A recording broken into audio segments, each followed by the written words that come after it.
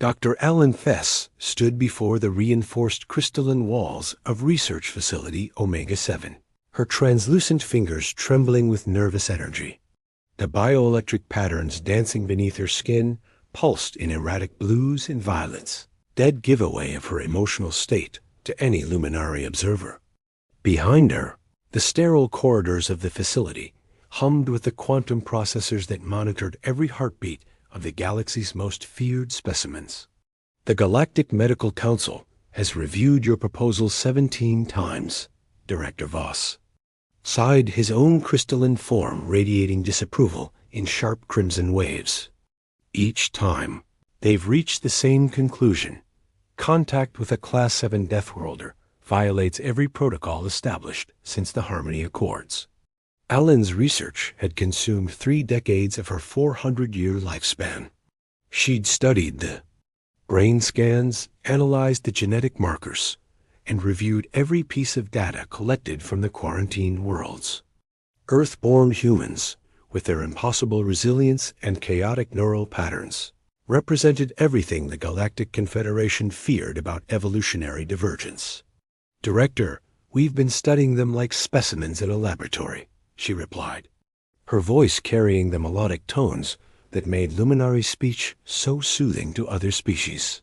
But we've never actually tried to understand them. My bioelectric touch could establish a neural bridge. Your touch could kill you, Voss interrupted.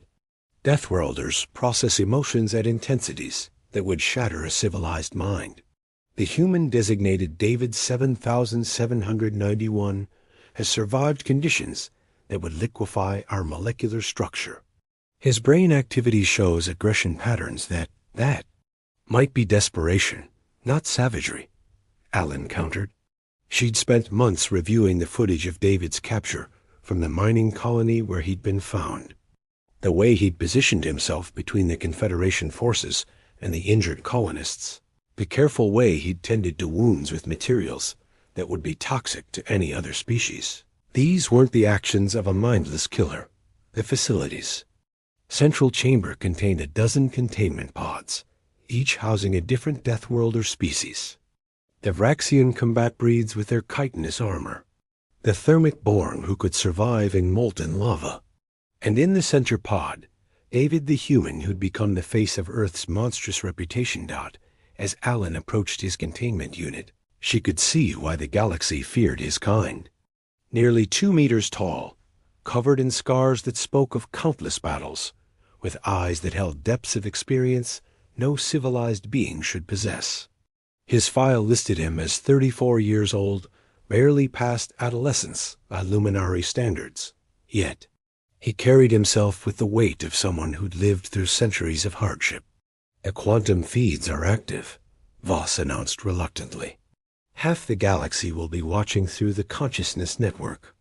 If this goes wrong, it won't, Alan said, though her bioelectric patterns betrayed her uncertainty. She placed her palm against the containment field controller, feeling the familiar tingle as her touch-based interface activated. The barrier dissolved, leaving nothing between her and the galaxy's most feared specimen. David looked up from where he sat on the chamber's simple bench, his brown eyes meeting her luminescent gaze. For a moment, neither moved. Then, slowly, he extended his handsguard, weathered, unmistakably alien, yet somehow achingly familiar. "Hello," he said in carefully practiced galactic standard, his voice rough with disuse. "I'm David." Alan's crystalline heart resonated with something she'd never experienced before, a recognition that transcended species barriers. As she reached toward his outstretched hand, she whispered, "I'm Alan, and I think it's time the galaxy learned what humanity really is." The moment their skin touched, the universe changed. Asterisk the instant Alan's luminescent palm made contact with David's scarred hand. Both beings gasped as if struck by lightning. A bioelectric connection that typically allowed luminari to share simple thoughts and emotions exploded into something far more complex. A neural bridge that carried the full weight of 2 completely different ways of experiencing existence. The quantum feeds, billions of beings across the galaxy, suddenly found themselves witnessing something unprecedented. The sterile laboratory dissolved around the two figures as their consciousness merged, creating a shared space that neither species had ever imagined possible. Alan braced for the savage chaos she'd been warned about, the violent thoughts and primal urges that supposedly defined Deathworlder psychology. Instead, she found herself drowning in something far more overwhelming, an ocean of emotions so vast and complex that her crystalline mind struggled to process them. She experienced David's memories, the burning sky of a mining colony under attack, the weight of a wounded child in his arms, the impossible choice between his own safety and that of others. But beneath these images lay something that shattered every assumption the galaxy had made about humanity, a profound capacity for empathy that extended even to beings who saw him as a monster. "My God," David whispered, his voice carrying through. "Their mental connection. You're beautiful. Not just your form, your mind. It's like looking at a perfect symphony made of light." Through his perception, Alan saw herself as he did not as a sterile, emotionless crystal being, but as a creature of pure harmony whose every thought rang with mathematical precision. She felt his wonder at her species' ability to exist without pain, without the constant struggle that defined his existence. But the connection flowed both ways. David suddenly experienced the crystalline clarity of Luminari, thought the ability to perceive the universe as an interconnected whole where every action rippled through the fabric of existence. He felt the overwhelming peace that came from living in perfect harmony with one's environment, the serene certainty that had guided Alan's species for millennia. "You've never felt fear," he said, his mental voice tinged with amazement. "Not real fear. Not the kind that makes you question whether you'll see another sunrise." "And you've never felt peace," Alan replied, her consciousness reeling from the intensity of human emotion. "How do you survive with such depth of feeling?" The answer came not in words, but in shared experience. David showed her the moment. He'd first held his daughter, not through the sterile biological connection that defined luminary reproduction, but through the fierce, protective love that could drive a human to sacrifice everything for another's welfare. He showed her the friendship forged in the mining tunnels, where humans bonded not through shared genetics, but through chosen loyalty. Most shocking of all, he showed her hope, the uniquely human ability to find light in the darkest circumstances, to believe in possibility, even when logic suggested none existed. "The galaxy calls us Deathworlders," David's thoughts carried a bitter irony. "But we're not in love with death. We're in love with life, so much that we'll fight impossible odds to protect it." Through the quantum feeds, species across the galaxy began to understand. The Zephyrians, who had perfected emotional suppression, suddenly remembered what it felt like to feel deeply. The Meccano Collective, who had replaced organic emotion with calculated responses, experienced the warm chaos of human intuition, but it was the Luminari who felt the most profound shift. Through Alan's connection, they began to perceive the mathematical beauty in David's emotional complexity, the way love and loss created harmonic patterns, more intricate than any crystalline structure, the way hope and despair generated energy that could power impossible achievements. "We've been wrong," Alan whispered, her bioelectric patterns shifting to colors that had no names in her language. "We thought we were the most evolved because we transcended emotion, but you've evolved with it. You've made it into something beautiful." David squeezed her hand gently, careful not to damage her delicate crystalline structure. "Maybe that's what the galaxy needs to learn. That strength isn't about avoiding pain. It's about feeling it fully and choosing to love anyway." As their consciousness continued to merge, neither realized that their connection was spreading beyond the laboratory. rippling through the quantum network that connected every civilized world in the galaxy. Asterisk. The quantum resonance cascade began slowly, like ripples spreading across a still pond. What started as a simple neural bridge between two beings expanded through the galaxy's consciousness network, carrying with it the full spectrum of human emotional experience. On 1,000 worlds, in 1,000,000 minds, the rigid structures of civilized society began to crack. On Lumina Prime, the crystalline homeworld of Alan's species, the harmony chambers fell silent for the first time in recorded history. The perfectly synchronized thoughts that had guided their civilization for millennia, suddenly fragmented as individuals, began to experience something their ancestors had deliberately evolved away from: the beautiful chaos of personal emotion. Elder Zeref, the oldest of the Luminary Council, felt tears for the first time in his 800-year existence. Through the quantum feed, he had witnessed David's memory of losing his daughter to the plague that swept through the mining colony. The human's grief wasn't the clean, logical acceptance of loss that defined luminary death processing. It was raw, overwhelming, and somehow transcendent. Asterisk. How do they bear it? Zeref whispered to his fellow council members, his bioelectric patterns flickering with unprecedented confusion. Such pain should destroy them, yet somehow it makes them stronger. Across the galaxy, similar scenes played. Out on countless worlds, the Meccano Collective, who had spent generations replacing organic emotion with calculated responses, suddenly found their quantum processors overwhelmed by the complexity of human feeling. Their perfectly efficient society, built on logic and predictability, began to experience something they had forgotten existed: spontaneous creativity born from emotional inspiration. Unit-Prime-7739. The collective's primary decision metrics generated its first original thought in 3 centuries. Perhaps efficiency is not the highest form of existence. On the warrior world of Kragner, the battle-scarred Vraxians, who had conquered 17 star systems, suddenly understood something that changed their entire perspective on warfare.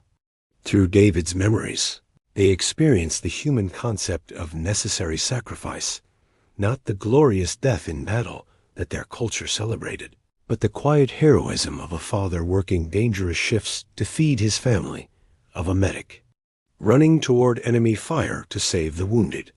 War Chief Thakmer, whose carapace bore the scars of 100 battles, stood in his command center, watching the quantum feeds with growing amazement. These humans fight not for glory or conquest, he rumbled to his officers. They fight for love. How did we not see this before? But it was in the upper echelons of the Galactic Confederation that the true upheaval began. The Directorate, composed of representatives from the galaxy's most evolved species, had built their entire power structure on the premise that emotional suppression led to superior decision-making. Suddenly, they found themselves questioning everything they had taken for granted. Director Voss, watching the readings spike beyond all previous measurements, realized that the containment protocols hadn't been protecting the galaxy from Deathworlders, had been protecting the established order from a force that could transform it entirely. Sir, his assistant, a young luminary named Kith, reported with unprecedented excitement, coloring her bioelectric patterns. The quantum resonance is spreading faster than we can track it. Every species connected to the network is experiencing. Well, they're experiencing what the human experiences. Through the laboratory's observation windows, Voss could see Alan and David still connected, their consciousness bridge now pulsing with energy that registered on instruments designed to measure stellar phenomena. The human's emotional intensity hadn't destroyed the luminary healer. Instead, it had elevated her to a state of awareness that transcended anything their species had achieved through millennia of evolution. The other Deathworlders, Voss said suddenly, his mind racing through implications. If humans can do this, what about the others? What have we missed? In the neighboring containment pods, The other quarantined beings were responding to the quantum cascade. The thermic-born, who lived in conditions that would vaporize most organic matter, began emanating not just heat, but something that felt like ... warmth. The Vraxian combat breeds, bred for endless warfare, started generating patterns that resembled not aggression, but protection. But it was the response from the galaxy's youth that truly signaled the scope of the transformation. On worlds where emotional suppression had been the norm for generations, young beings suddenly found themselves capable of feeling depths of connection their elders had forgotten existed. They began to question not just the quarantine protocols, but the entire philosophy that had shaped galactic civilization. "They're not dangerous because they're primitive," Kith whispered, her voice filled with wonder as she watched the data streams. "They're dangerous because they're more evolved than we are. They've learned to weaponize love itself." As if in response to her words, David's consciousness touched theirs through the quantum network, carrying with it a simple message that would reshape the galaxy. "We don't want to be your enemies. We want to be your teachers." The transformation was accelerating, and there was no going back. The quantum resonance reached critical mass 12 hours after first contact, triggering what historians would later call the Great Awakening. Across the galaxy, established governments found themselves facing populations suddenly capable of emotions they had never experienced or had been systematically trained to suppress. On the trade world of Nexus 7, the Merchant Council faced their first riot in 3 centuries. But this wasn't the organized civil unrest their protocols were designed to handle. The normally compliant Zephyrian workers had suddenly developed what they called dissatisfaction, a human emotional concept that had no equivalent in their language.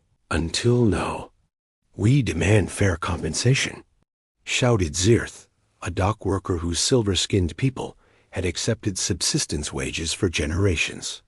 Through the quantum network, he had experienced David's memory of organizing the miners' union, of fighting for dignity in the face of corporate exploitation. "We are not resources to be consumed." The Council's response was swift and predictable. They attempted to sever their world's connection to the quantum network. The results were catastrophic. Beings who had tasted the full spectrum of human emotion for the first time couldn't simply return to their previous state. The withdrawal created a psychological crisis that their medical systems were completely unprepared to handle. Similar scenes played out across the galaxy. The hegemony of ordered worlds, built on the principle that emotional suppression led to perfect governance, watched as their carefully constructed society began to crumble. Citizens who had never questioned authority suddenly found themselves capable of moral outrage, of empathy for those the system had deemed inferior. High Chancellor Mordek, whose species had evolved beyond individual consciousness centuries ago, found himself experiencing something unprecedented: personal identity. Through the quantum connection, he had felt David's fierce individualism, his refusal to be absorbed into any collective that would diminish his essential self. "This is contamination," he declared to the emergency session of the Galactic Directorate. "The humans' emotional chaos is spreading like a virus, destroying the harmony we've spent millennia achieving." But even as he spoke, Mordek found himself questioning his own words. Was harmony truly achieved when it required the suppression of individual will? Through David's memories, he had experienced the messy, chaotic, beautiful reality of human decision-making, the way they could hold contradictory beliefs simultaneously, love and hate with equal intensity, and somehow find wisdom in their very inconsistency. Back in the laboratory, Alan and David remained connected, their consciousness bridge, now a beacon that was drawing attention from across the galaxy. The luminary healer had been transformed by the experience, her crystalline structure now carrying patterns of light that pulsed with human emotional rhythm. "Can you feel it?" she asked David, her mental voice carrying wonder and concern in equal measure. the fear they're experiencing, not just of you, but of what you represent. David's response carried the weight of a species that had always been misunderstood. Fear of feeling too much. Fear of caring too deeply. Fear of being vulnerable enough to love someone more than yourself.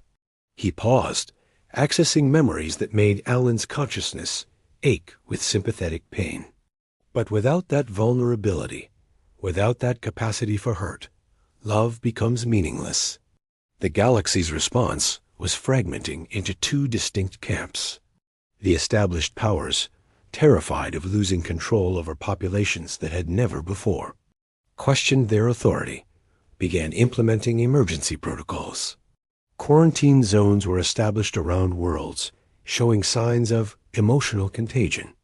The quantum network was being systematically restricted, cutting off the connection that had enabled the Great Awakening. But it was too late. The younger generations, those who had experienced the full intensity of human emotion, refused to return to the sterile existence their elders had chosen. They began forming what they called feeling circles, groups dedicated to exploring the emotional complexity they had discovered through David's consciousness. On the academic world of Scholaris Prime, Dr. Vientar, a crystalline researcher who had spent her career studying primitive emotional responses, suddenly found herself at the center of a revolution. Her laboratory, once dedicated to cataloging the inefficiencies of emotional decision-making, had become a sanctuary for beings learning to navigate their newly awakened feelings. The humans aren't Deathworlders, she announced to her colleagues. Her research data, projecting holographic displays of the quantum resonance patterns. They're life-worlders. They've learned to embrace the full spectrum of existence, pain and joy, fear and love, despair and hope. They're not trying to transcend life. They're trying to live it fully.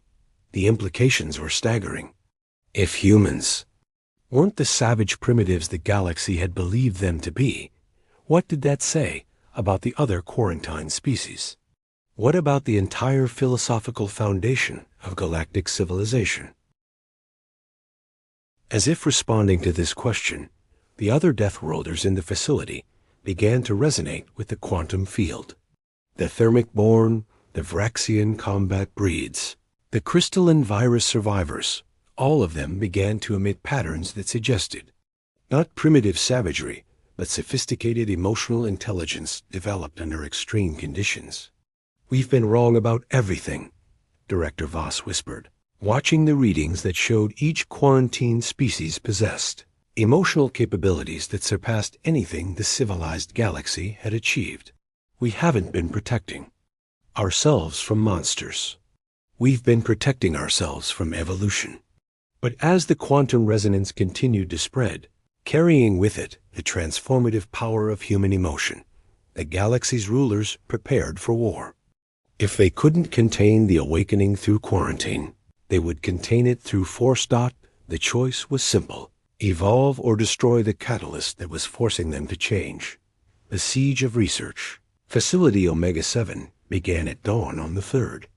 Day after first contact, the combined fleet of the Galactic Confederation surrounded the station, their weapons trained on the source of what they now classified as the greatest existential threat to civilized order in recorded history.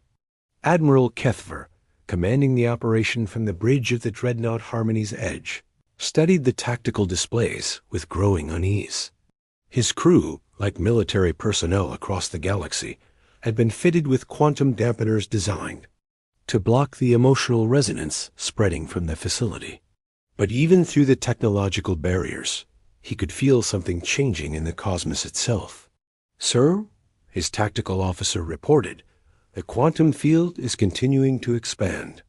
At current rates, it will reach the core worlds within 18 hours. Through the laboratory's communication system, Director Voss's voice carried across the fleet. "Admiral, I'm transmitting full research data. What we're seeing isn't an attack, it's an evolutionary leap. The humans aren't trying to destroy us. They're trying to save us from ourselves."